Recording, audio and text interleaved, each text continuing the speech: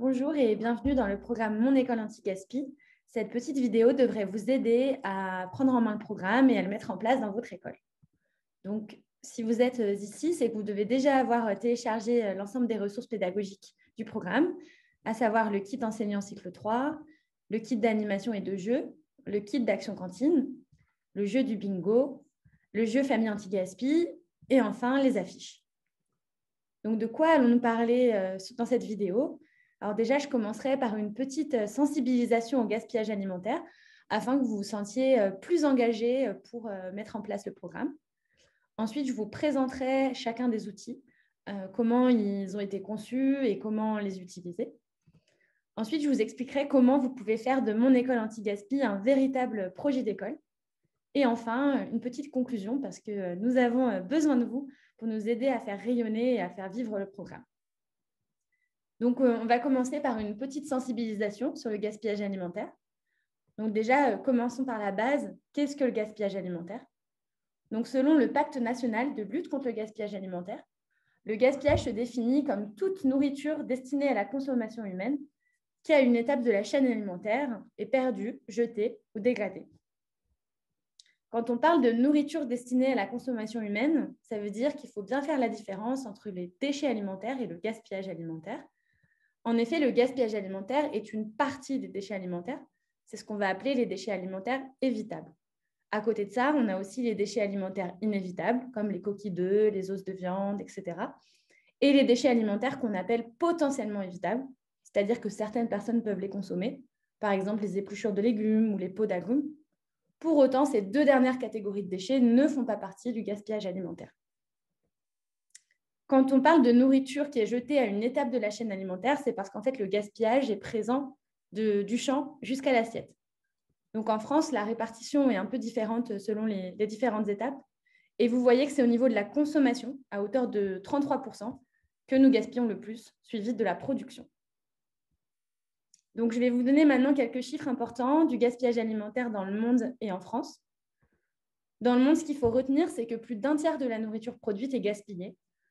Ça correspond à 41 tonnes de nourriture qui sont jetées à chaque seconde. Et tous les pays, quel que soit leur niveau de revenu, sont concernés. Mais selon les pays, selon leur niveau de développement, le gaspillage ne se situera pas au même endroit de la chaîne alimentaire. Par exemple, dans les pays occidentaux, on aura tendance à avoir beaucoup plus de gaspillage alimentaire au niveau de la consommation, tandis que dans les pays en voie de développement, on aura des proportions beaucoup plus grandes au niveau de la production et très peu de gaspillage au niveau de la consommation. En France, le gaspillage alimentaire représente 10 millions de tonnes de nourriture jetée chaque année. Et au niveau de la consommation, c'est 29 kilos en moyenne par an et par Français, soit l'équivalent d'un repas par semaine. Il y a une catégorie d'aliments qui est très gaspillée en France et dans le monde. Ce sont les fruits et les légumes. En effet, que ce soit en France ou dans le monde, près de la moitié des fruits et légumes sont gaspillés. C'est pour ça que vous verrez notamment que dans le kit d'animation, on fait un gros zoom sur les fruits et légumes moches et pour sensibiliser les enfants à ne pas négliger ces fruits et légumes-là. Donc, comme je le disais tout à l'heure, il y a du gaspillage à chaque étape de la chaîne alimentaire et les causes sont multiples à chacune des étapes. Au niveau de la production, par exemple, si on prend l'exemple des fruits et légumes, il va y avoir du gaspillage, par exemple, parce que les produits ne sont pas calibrés, c'est-à-dire qu'ils sont trop petits, trop grands, ou alors ils ne correspondent pas aux standards esthétiques des cycles de distribution classiques. Ils vont alors être écartés dès cette étape-là.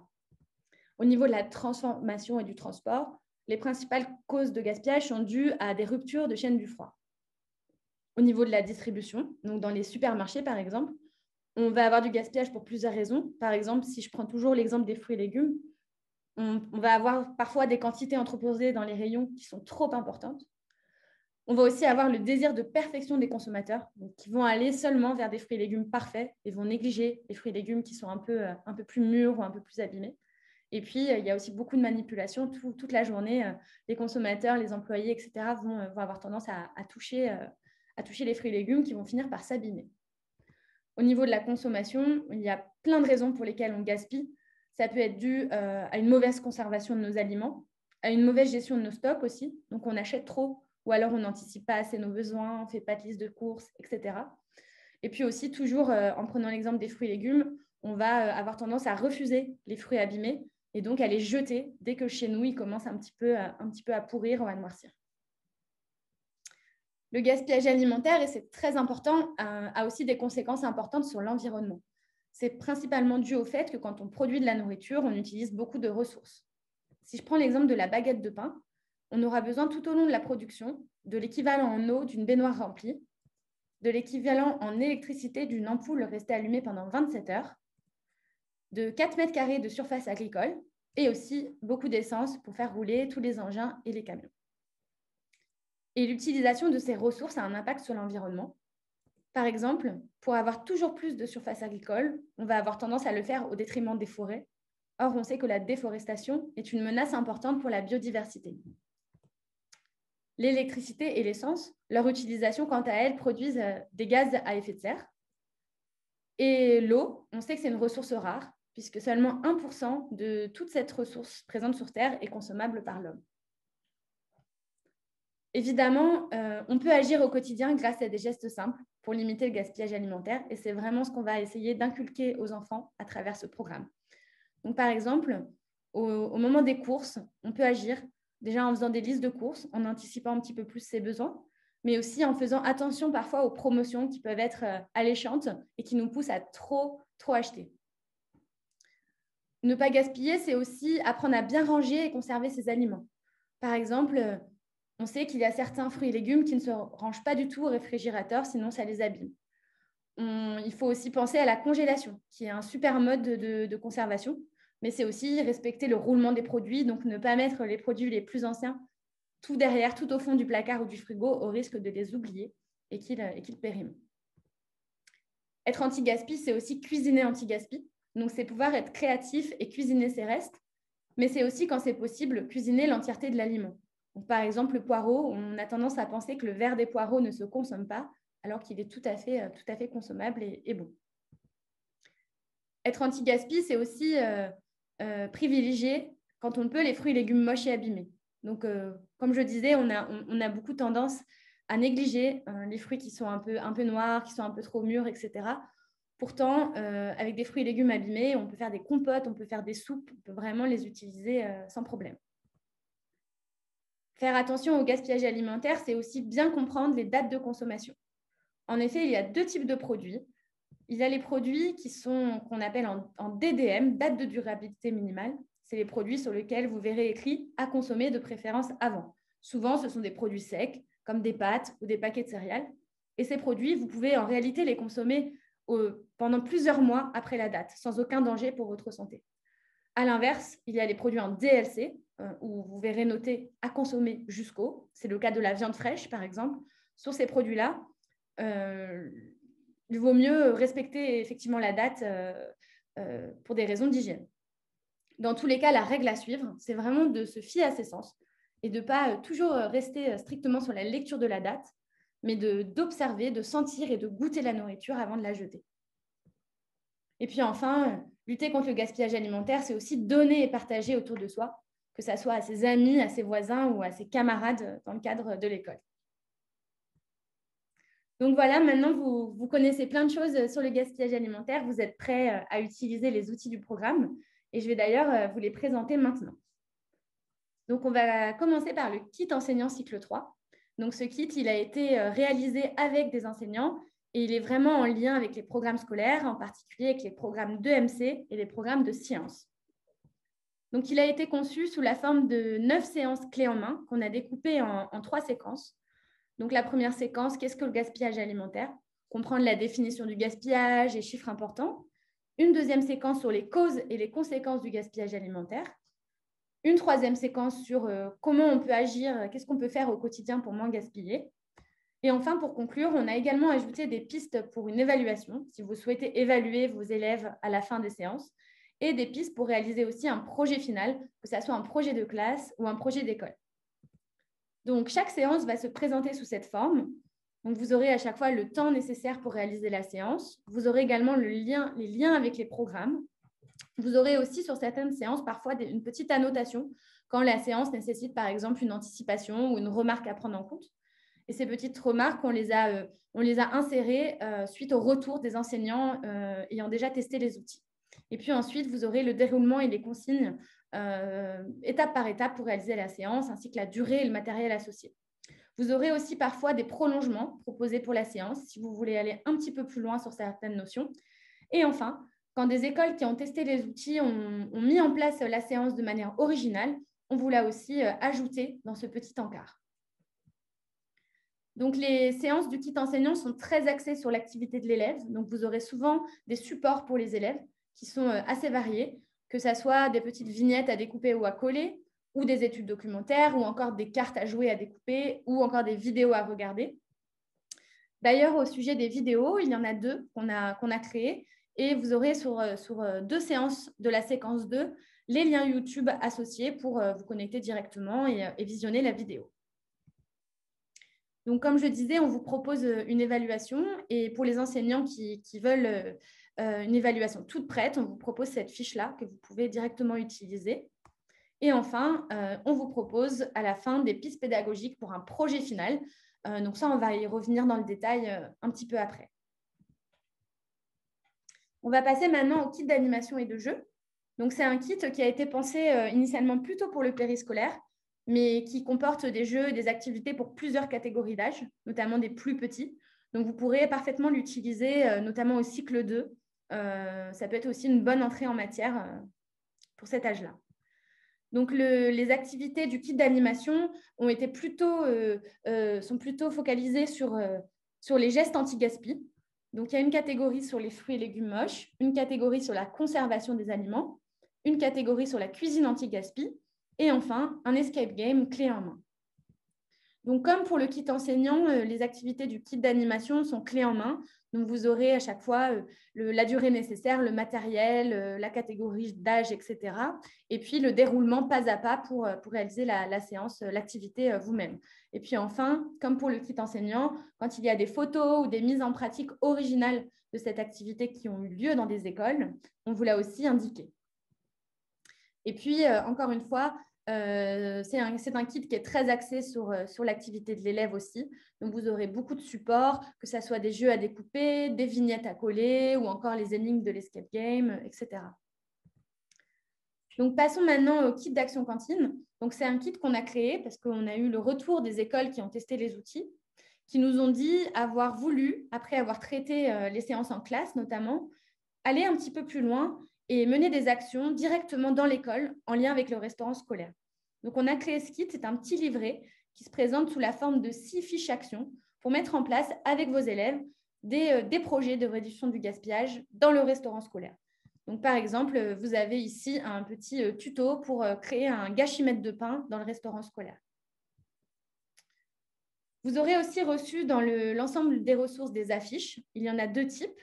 Donc, la première affiche est une charte d'engagement.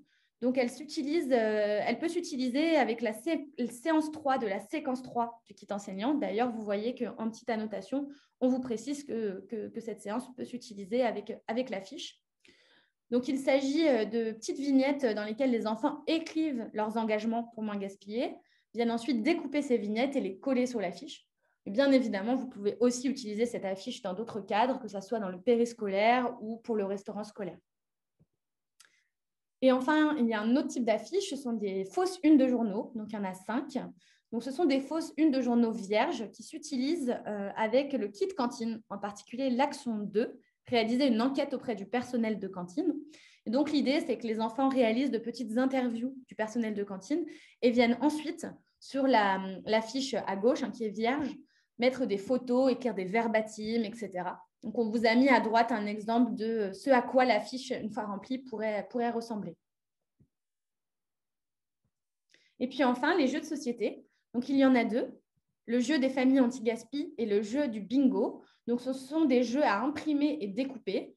Vous pourrez très bien plastifier les cartes, par exemple. Alors, juste une petite précision, le jeu des familles anti-gaspi, il ne s'agit pas d'un jeu des 7 familles classiques, c'est-à-dire que les règles sont un peu différentes. Donc, je vous invite vraiment à bien prendre connaissance des règles du jeu. Normalement, voilà, tout est très bien expliqué, mais juste attention à ne pas croire que c'est un jeu des 7 familles classiques. Et puis, le bingo, c'est un jeu du bingo pour le coup plus classique, où au verso, vous aurez des recettes anti-gaspi que vous pourrez, par exemple, distribuer aux familles. Donc, voilà pour la présentation de l'ensemble des ressources. Donc, pour nous, c'est important aussi de vous proposer de réaliser un projet d'école. À la fin, une fois que vous avez utilisé les séances en classe ou fait les activités dans le périscolaire, on a trouvé très intéressant, grâce aux écoles pilotes qui ont testé le programme, celles qui avaient pu réaliser un projet final de classe ou d'école. Et ça a vraiment permis d'engager les enfants et de figer les apprentissages. C'est pour ça que nous, on vous propose plusieurs types de projets que vous retrouverez dans le kit enseignant notamment. Donc, par exemple, vous pouvez faire un projet en lien avec la cantine grâce au kit d'action cantine. Vous pouvez décider de réaliser avec les enfants un petit carnet ou un bloc de recettes anti-gaspi. Ce qui peut être sympa, c'est que ça peut être un carnet de recettes collaboratif qui peut être fait avec les familles. Vous pouvez, pourquoi pas, faire réaliser aux enfants une exposition qui pourrait être affichée dans le restaurant scolaire, par exemple. Et puis, si vous avez vraiment envie d'aller très loin, on vous donne aussi plein d'idées pour réaliser une kermesse anti-gaspi. Évidemment, encore une fois, ces projets ne sont pas du tout obligatoires. On vous donne juste des pistes pour aller plus loin et pour vraiment engager à fond vos élèves dans l'anti-gaspi. Et enfin, une autre petite suggestion, si vous avez des rapports avec votre mairie, vous pouvez aussi engager la mairie dans ces projets. Par exemple, le carnet de recettes anti-gaspi, la mairie peut très bien le mettre en forme et ensuite le diffuser aux habitants. Même chose pour l'exposition, ça peut être une exposition de sensibilisation à destination des habitants. Donc, voici deux petits exemples de projets finaux qui ont été réalisés par les écoles ayant testé le programme. Donc, on a à droite un journal anti-gaspi qui a été créé par une classe. Et puis, à gauche, on a une école qui a réalisé à la fin des séances en classe des pesées à la cantine sur plusieurs semaines. Et puis ensuite, les résultats ont été exploités dans le cadre des cours de mathématiques pour un peu suivre l'évolution. Et puis, les enfants ont réfléchi avec leurs enseignants et le personnel de la restauration scolaire à des moyens de réduire ces quantités. Voilà, je crois que je vous ai tout dit sur le programme et son utilisation.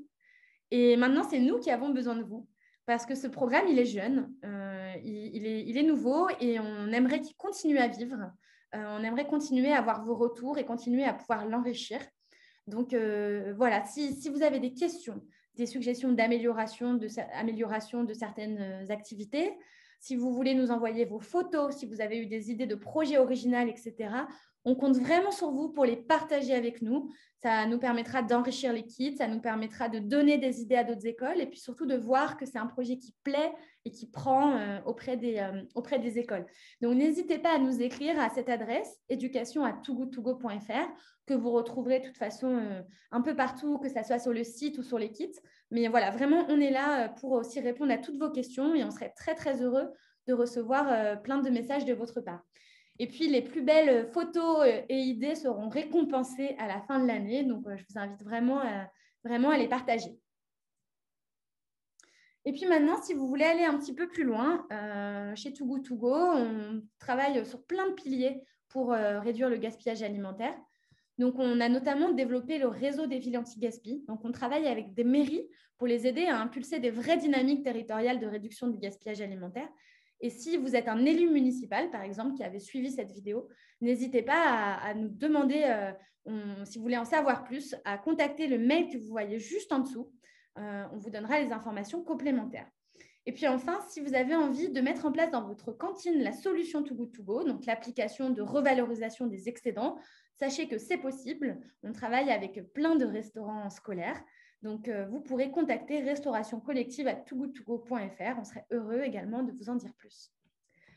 Voilà, je vous remercie d'avoir assisté à cette vidéo. J'espère qu'elle vous sera utile et que vous êtes maintenant à fond pour démarrer le programme. Et on reste disponible pour toutes vos questions. Au revoir.